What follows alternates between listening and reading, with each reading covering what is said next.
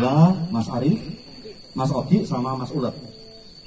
Konten tentang bagaimana fotografi, konten bagaimana tentang narasi, lalu juga tentang videografi atau sinematografi dalam singkat-singkat saja. Teman-teman, satu hal kalau kita mau bicara soal pariwisata dalam konteks digital management, saya hanya ingin berbagi, ya jelek-jelek begini, saya mantan humasnya Pak Ganjar lah. Humasnya Pak Ganjar saya 7 tahun. Nah dari beliau, saya ini tersesat di jalan yang benar. Ilmu saya pemerintahan. Jadi pemerintahan disuruh ngurusi sosial media kala itu ketika pejabat nggak ngeh, dan sampai sekarang follower terbanyak cuma saya sih, eselon 2 kepala dinas yang bermain di Twitter saya. Terbukti? Ya enggak sih. Kalau Twitter cuma 10.000 sih Bu. Cuma. Kalau Instagram 2.100 lah. Kecil. Kalau Facebook maksimal sih 5.000. Tapi maksud saya adalah kita bisa memberikan respon cepat terhadap apa yang terjadi dan menangkap tanda-tanda zaman.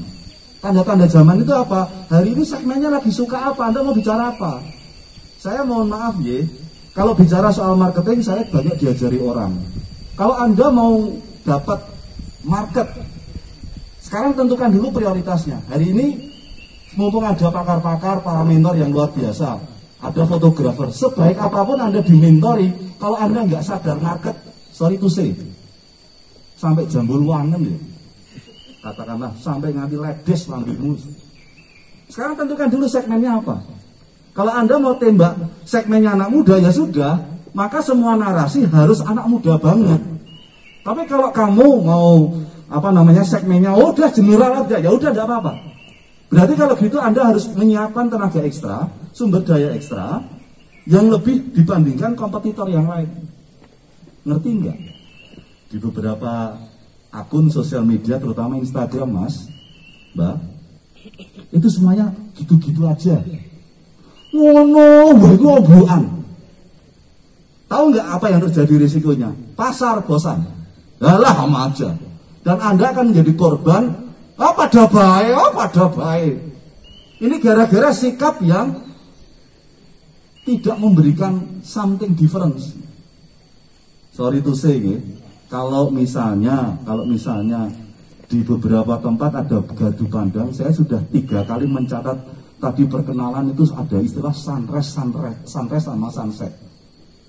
Kalau saya sebagai calon wisatawan, saya bosan sih Mas. Di beberapa tempat ada gardu pandang 7 gunung. Yakin nggak ada yang naik? Saya yakin tidak. Kalau ada yang naik besok selesai. Kemarin waktu di salah satu di Ketepas dengan Bu Indah, di salah satu calon desa wisata, itu gardu pandang itu saya usulkan apa Mbak? Menara melupakan mantan. Sesuk antri semua di sana. Dibandingkan kalau Anda pasang gardu pandang 7 gunung. Pak Sinung benar, Pak Sinung tidak. Padahal hanya satu diksi aja. Gardu melupakan mantan. Betapa diksi kekuatan ini yang kemudian kita prioritaskan kepada Sugeng Rawuh, Pak. Makasih lain. Itu mampu memperoleh tempat di sini. Yang kedua, saya mencatat setiap kali di tempat wisata itu selalu mengatakan jagalah kebersihan. Iya apa enggak? Pertanyaan saya, tertib enggak? Enggak. Mesti nangkono ono puntung rokok, ono kertas, ono bungkus mie goreng apa-apa, yakin.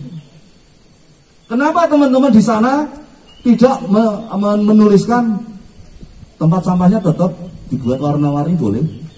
Tapi berilah tulisan yang dekat dengan tempat sampah. Buanglah sampah pada tempatnya, lupakanlah mantan pada temannya. Yakin Mas do taat kabeh ya Bapak Andra ya, coba sih. Nah, kalau kita mau sesuatu hal yang beda, karena kalau kita menjual itu sama, jagalah kebersihan. Saya tidak dalam kapasitas untuk menghakimi. Kebersihan sebagian dari iman. Wes ngerti. Rasa mbok ajari. Pertanyaannya itu ngefek gak terhadap attitude seseorang? Itu ngefek gak terhadap perilaku yang Anda harapkan? Enggak.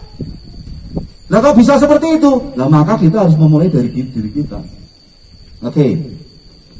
Mumpung nanti ada yang Mas Arif, ya? Mas Oki, konten digital soal film. Film ini nggak banyak sih Mas. Saya usul saja sih kalau nanti boleh. Orang mesti nyuapin, wah, jas, digawe slow motion, jas. Itu pada wae. Yuk, saya lempar batu ya, mudah-mudahan gelombang ini bisa memberikan gelombang viral. Oh ya, sebelum saya masuk ke gelombang viral, Bu, agak saya kritik Bu, besok-besok kalau ada pelatihan diutamakan perempuan, ini cuma 30% perempuan Ibu. Karena kok Darwis itu hanya ada sempat perempuan itu tak. Tapi nek lanang kok sepet kan. Sorry loh, orang dibah gue ini ketua nih loh orang. Kalau saya jadi ketua kok Darwis, sing tak utus mesti wong itu. Jadi terima kasih ibu-ibu, mbak-mbak. Jangan mau kalah. Nanti dapat hadiah dari Pak Sino, tenang ya. Jadi kalau saya sebagai ketua Pok Darwis, terutama ini ada Pak Kades, Pak, besok kalau ada pelatihan utamakan perempuan. Sorry itu saya loh ya. Karena sentuhan seni lebih cepat istilahnya menginternalisasi itu di perempuan. Laki-laki itu cepat memaafkan, tapi perempuan sulit untuk melupakan. Kayaknya gitu deh. Bener kan? Lalu kenapa dalam konteks ini kita nggak pernah melibatkan atau menempatkan secara proporsional perempuan? Kamu belum selesai ya sama perempuan ya, hati-hati loh. Kalau kamu belum selesai sama perempuan, gitu ketok. Orang mengira saya pengalaman, kalau nanti lihat jejak digital saya tidak baik, tidak apa-apa. Pak Ganjar sudah konfirmasi ke saya, Nung kamu dulu gini ya, iya Pak. Oh gitu ya, iya. Nung kamu dulu gini, iya Pak. Jadi elek kok, orang apa elek? Karena elek dan kegagalan itu jatah. Karena gagal itu tidak penting, yang penting bangkitnya. Betul nggak? Betul. Jadi Anda mau gagal terjebak berapa kali nggak ada urusan saya. Pertanyaan saya, berapa kali kamu bangkit? Itu yang penting. Kamu jangan seperti orang Korea, meratap-ratap terus. Kamu pikir kalau kamu meratap semua orang simpati? Enggak, semakin rendah kualitas kamu. Kamu tahu nggak? Tersenyum meskipun sakit itu tetap jauh lebih baik daripada kamu meratapi tapi kamu dikasihani.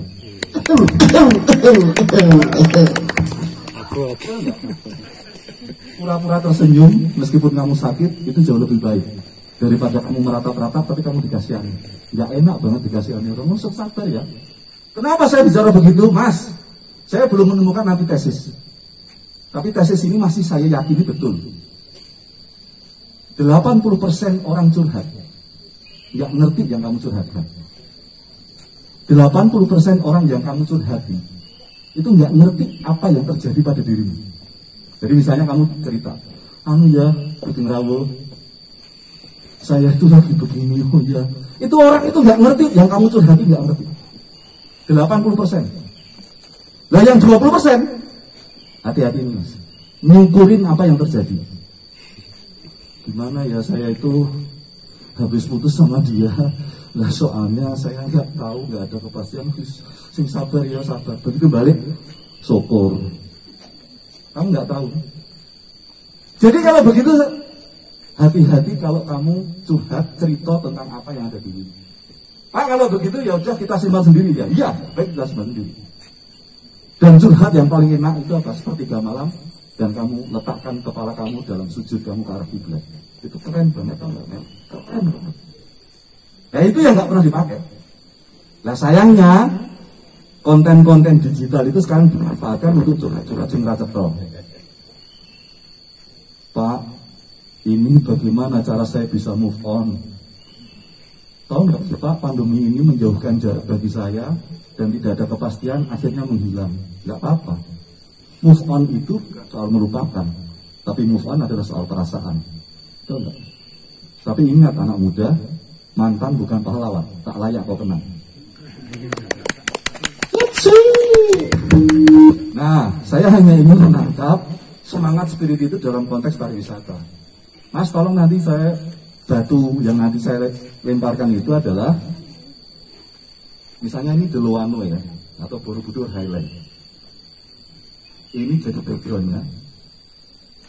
Terus kontennya dari kameranya dari sini take. Kamu nggak harus cantik. Kamu nggak harus ganteng, tapi kamu hanya diambil angle-nya aja. Tak, ambil, cas. Lalu kamu bilang jangan menghadap kamera. Kita pernah berjuang, memperjuangkan takdir. Tapi tak apa jika semuanya harus berakhir. Langsung kamu shopping, yes! Borobudur Highland. Keren banget, Mas. Daripada, datanglah ke Highland Borobudur, ini, ada ini, lambemu, ya. Kabeh ya ngono. Sorry itu saya, Mas. Cuma 15 detik. Yes! Ini ada Borobudur Highland ya, nanti jadi endingnya. Tapi wajahmu kamu ambil di sini. Yes, ya. Nggak ada kamu memang beda. Tetapi hadirmu bisa membuat segalanya. Highland Borobudur. Yes. Feel-nya gimana sih? Feel-nya gimana? Hadirilah di Luwano, ada fasilitas ini, amphitheater, ada ini. Sorry. Itu semua orang menggunakan seperti itu marketingnya. Nah kenapa kalau panjenengan meniru seperti itu? Ya sudah, risikonya Anda akan memperoleh stigmatisasi. Apa coba Bob? Apa coba Tapi kalau agak sedikit Anda buat, ya rada-rada genit-genit sedikit, tapi genitnya Ducati. Yang kedua, ini ada pakar Mas Mulet, fotografi. Mas, saya agak sedikit kritis ya terhadap teman-teman saya sih, bukan pada Mas Ulet. Orang kalau difoto jari menunjukkan usia, percaya nggak?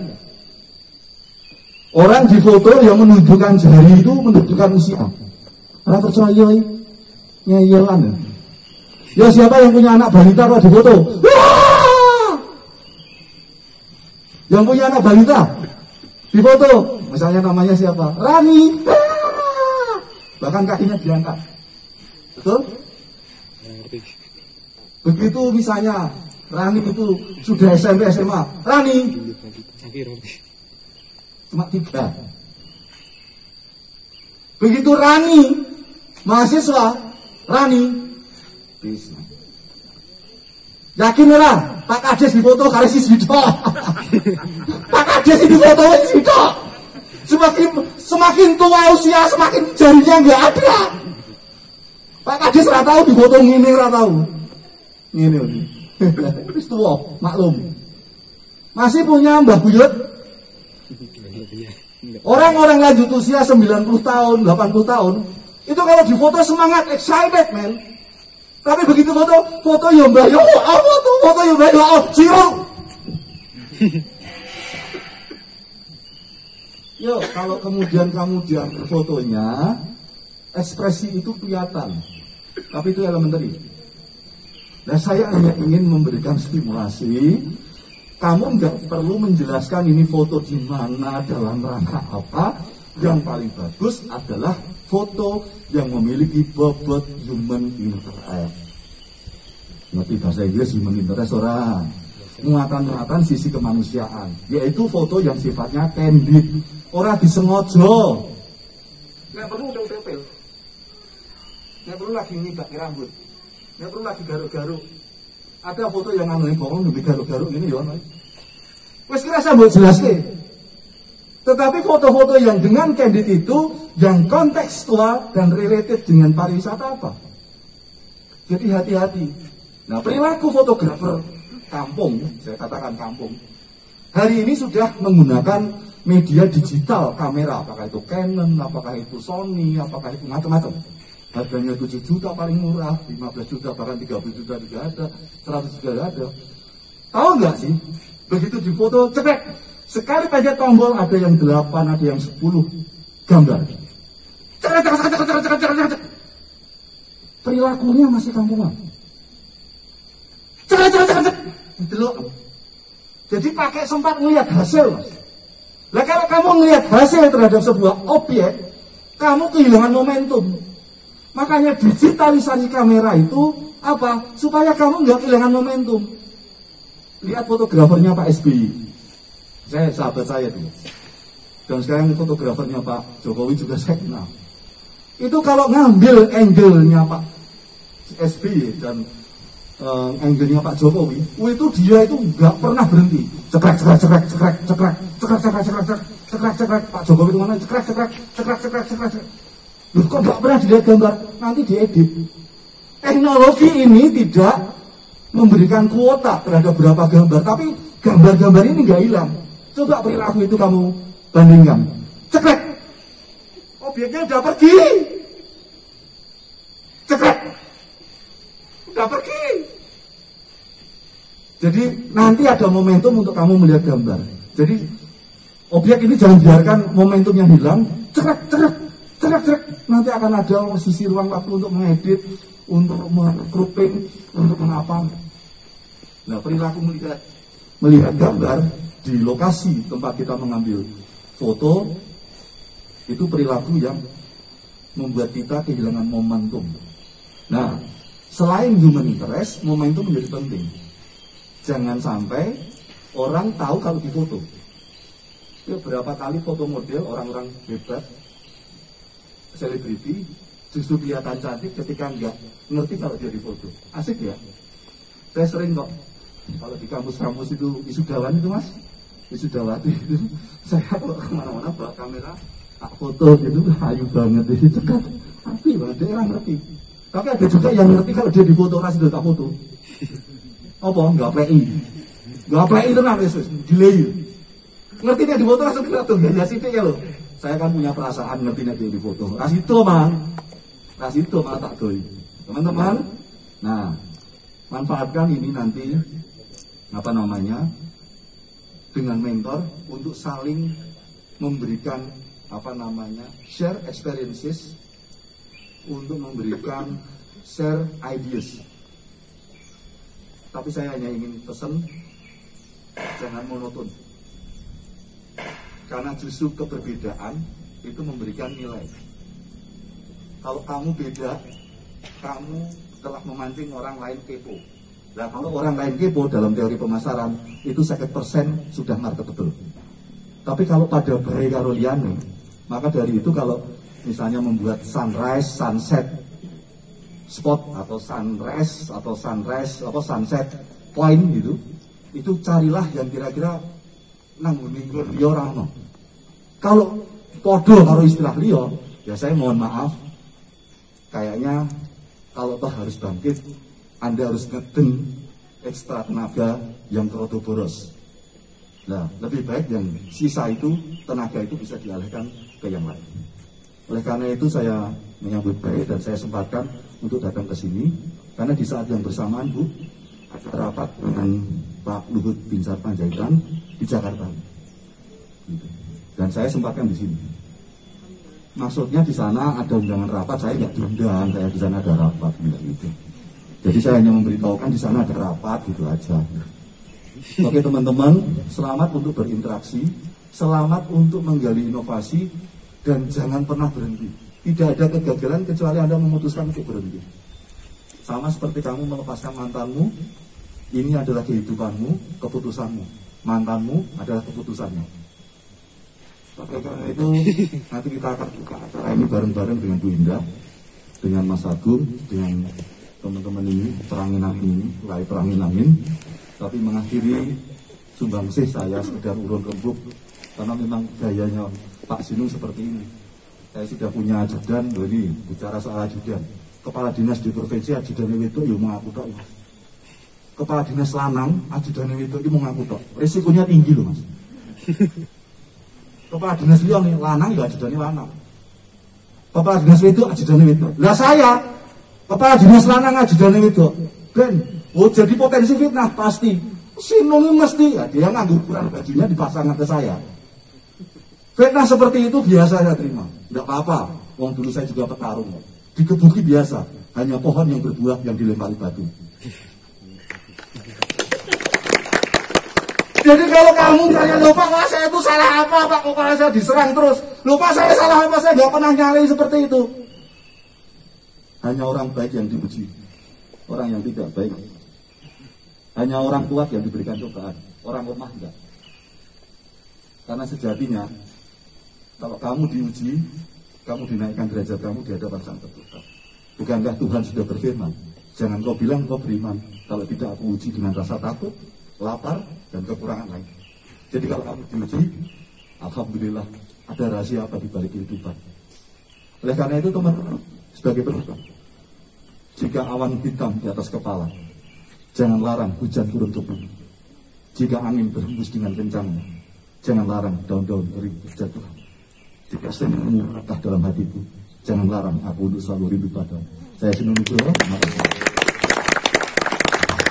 Luar biasa, sampai lupa mau membuka acara beliau ini. Jadi sesuai tadi kesepakatan kita bersama-sama bahwa kalau gitu ini kan lempar-lemparan. Ayo kita buka bersama-sama, Pak Agung, Pak Sinung, Pak Angin. Ayo kita buka bersama-sama acara ini. Semoga semuanya bisa berjalan dengan baik dan lancar. Bagaimana caranya supaya ini semua bisa berjalan dengan baik sampai selesai dan bisa memberikan manfaat dan bisa kita sebarkan kemana-mana menjadi model pelatihan yang baik supaya semuanya bisa terus berbagi, kita bisa lebih mulia lagi karena kita berguna.